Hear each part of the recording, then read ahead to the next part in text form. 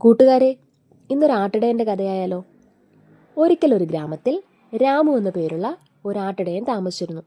അവൻ എല്ലാ ദിവസവും ആടുകളെ മേയ്ക്കുന്നതിനായി കാട്ടിലേക്ക് പോകുമായിരുന്നു.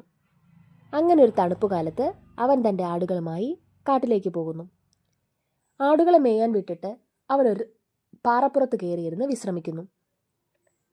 പെട്ടെന്ന് മഞ്ഞ് വീഴാൻ തുടങ്ങി. അവൻ തൊട്ടടുത്ത് കണ്ട ഗുഹയിലേക്ക് തൻ്റെ ആടുകളുമായി കയറുന്നു.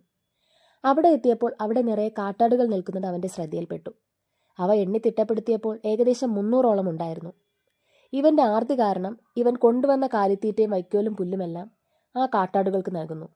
കാട്ടാടുകൾ അത് ഭക്ഷിക്കുകയും ചെയ്യുന്നു. ഏകദേശം ഒരാഴ്ച നീണ്ടുനിന്ന മഞ്ഞുവീഴ്ചയ്ക്ക് ശേഷം അവൻ ഗുഹയുടെ പുറത്തേക്ക് ഇറങ്ങിയപ്പോൾ തെളിഞ്ഞ ആകാശം അവന് കാണപ്പെട്ടു. അവൻ അത് കണ്ട് സന്തോഷിച്ചിട്ട് ആടുകളുടെ അടുത്തേക്ക് പോകുന്നു. അവൻ അകത്ത് കയറിയപ്പോൾ തൻ്റെ ആടുകളെല്ലാം ചത്തുകിടക്കുന്നു. കാട്ടാടുകളെ ഒന്നും കാണാനുമില്ല. അവൻ വളരെ സങ്കടത്തോടെ തൻ്റെ വീട്ടിലേക്ക് മടങ്ങുന്നു. തൻ്റെ ആർത്തിയാണ് ഇതിനെല്ലാം കാരണമെന്ന് അവൻ മനസ്സിലാക്കുന്നു. കണ്ടില്ലേ കൂട്ടുകാരെ, ആ ആട്ടിടയൻ്റെ ആർത്തി കാരണം അവൻ്റെ സ്വന്തമായിട്ടുള്ള അവൻ്റെ സമ്പത്ത് നഷ്ടപ്പെട്ടില്ലേ?